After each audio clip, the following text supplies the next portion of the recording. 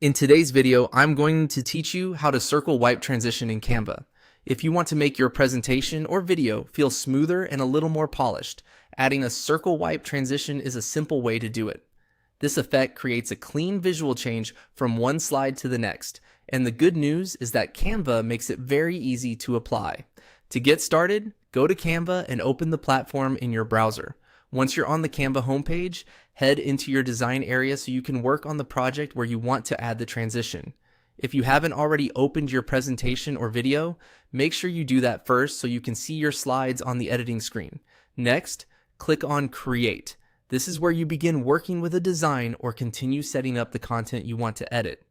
After entering your project, you should be able to see the slides you'll be working with. The transition effect will be placed between two slides, so it helps to have at least 2 pages ready in your design before moving on. Now hover your mouse between the 2 slides where you want the transition to happen. As you move your cursor into the space between those pages, Canva will reveal the transition controls. This area can be easy to miss at first, so move slowly and look carefully between the slides until the option appears. Once you see it, click. Add transition. This opens the transition panel where Canva shows you different animation styles you can use between pages. These transitions help guide viewers from one scene to the next more smoothly instead of having an abrupt cut. From the list of available options, click on Circle Wipe.